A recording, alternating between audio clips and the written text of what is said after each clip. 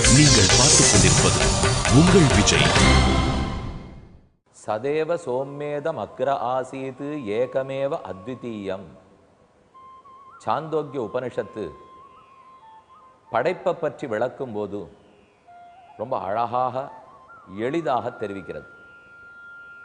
இப்போ நாம் கண்ணால் இத்தனை பொருட்களை காண்கிறோம்.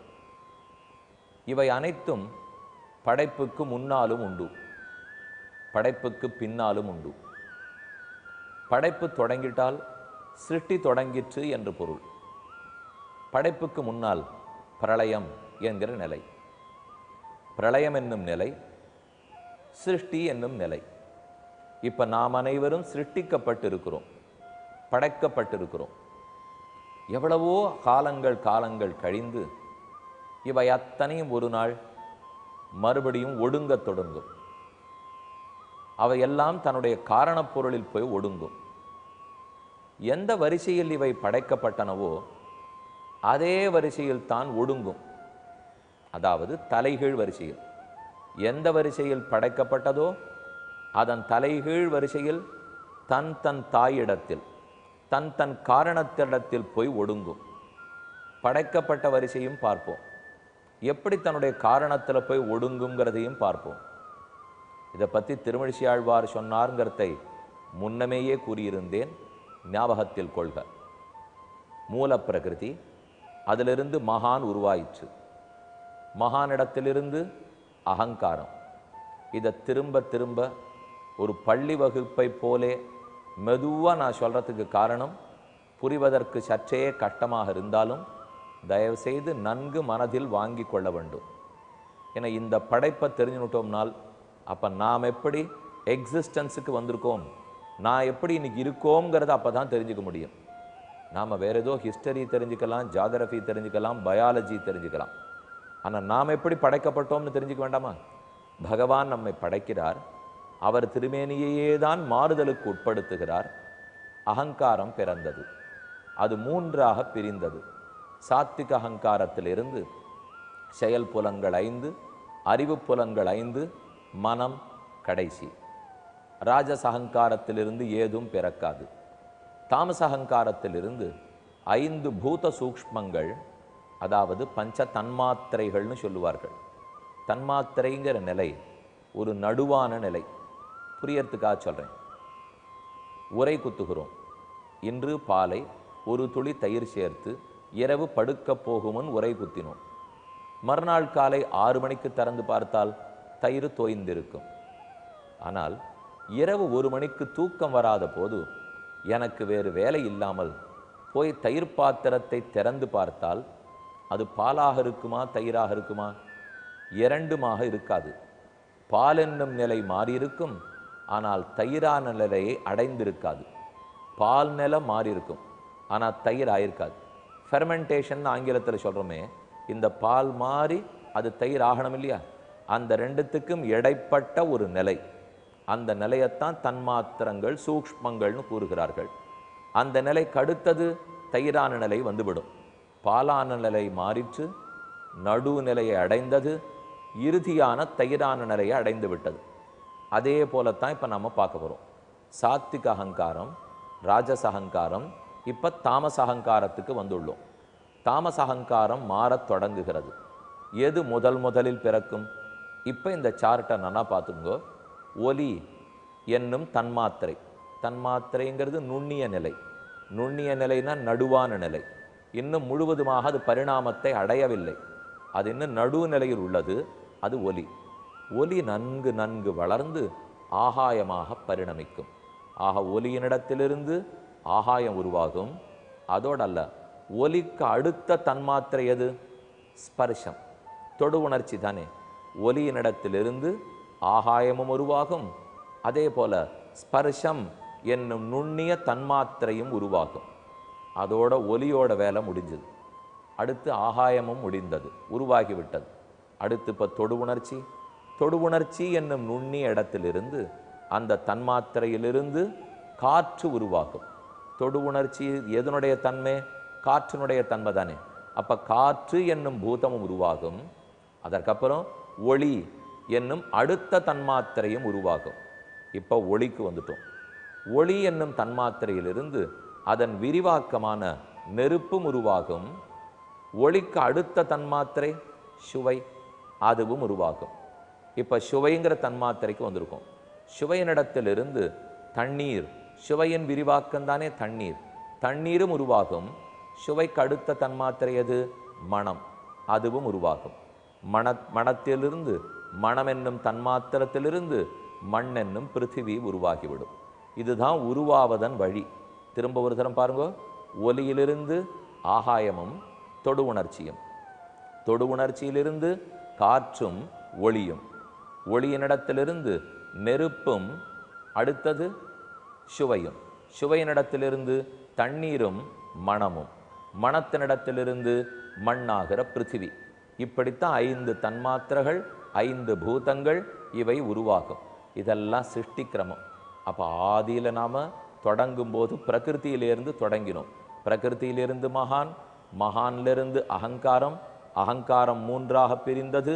அதில் கடைசியான பூதாதி, அதாவது தாமச அகங்காரம். பூதங்களுக்கெல்லாம் அதான் ஆதி. ஏன் பஞ்சபூதம் பஞ்சபூதம்னு சொல்கிறோம்?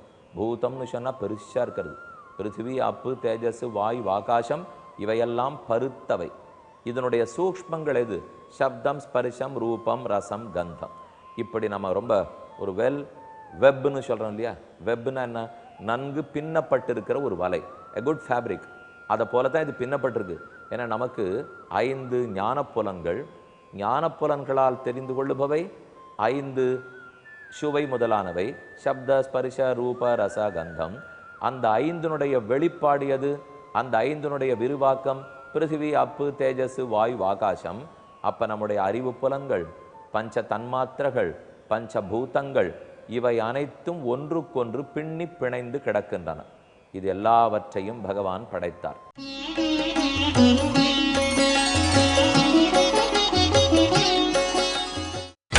நீங்கள் பார்த்துக் கொண்டிருப்பது உங்கள் விஜய். இப்போ 24 தத்துவங்களும் தயார். பிரகிருதி, மகான், அகங்காரம், பஞ்சபூதங்கள், பஞ்ச தன்மாத்திரங்கள், கர்மேந்திரியங்கள் 5, ஞானேந்திரியங்கள் 5, மனம் 1, ஆக மொத்தம் 24.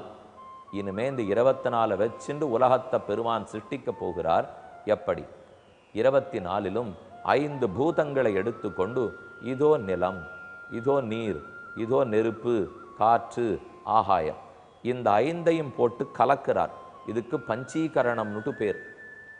இதில் இன்னொரு விஷயம் ஞாபகம் வச்சுக்கோ. ஒரு பூதத்துக்கு ஒரு தன்மை உண்டுன்னு பார்த்தோம் இல்லையா?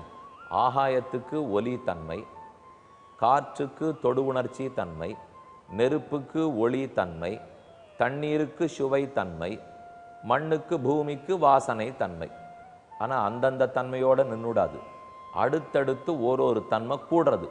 எப்படின்னா, ஆகாயம் முதல் பூதம், அதனுடைய தன்மை ஓங்கிற சப்தம், ஒலி மட்டும்.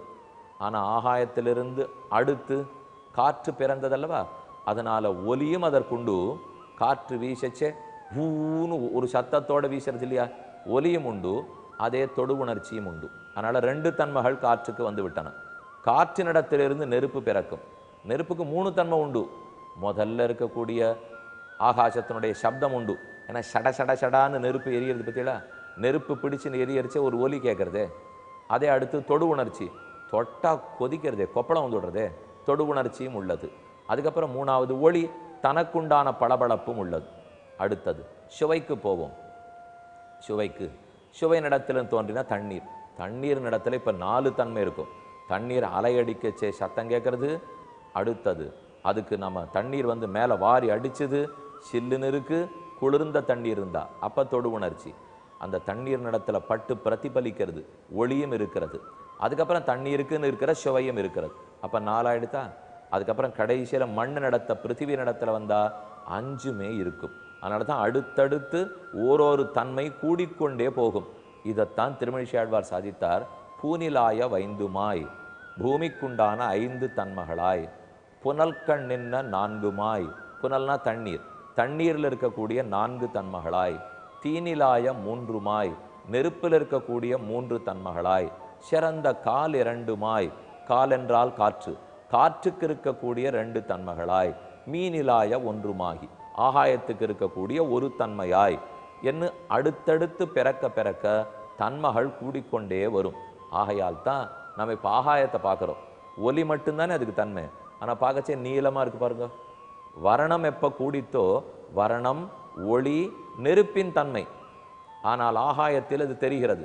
தண்ணீரை பார்க்குறோம், நீளமாக தெரிகிறது, சுவைதான் அதனுடைய தன்மை. இந்த மாதிரி எப்படி மாறி மாறி தெரிகிறது?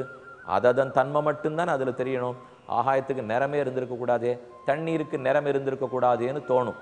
நிறம் எதனால் வந்ததென்றால் பகவான் இந்த ஐந்தையும் கலந்தார். பிருத்திவி, அப்பு, தேஜஸ், வாயு, ஆகாசம் இந்த ஐந்தையும் கலந்து ஒன்றாக பிடித்து ஒரு பெரும் முட்டை வடிவத்தில் அண்டகடாகம் என்னும் முதல் அண்டத்தை உருவாக்குகிறார். அண்டத்துக்குள் தான் பிரம்மாவை சிருஷ்டிக்கிறார்.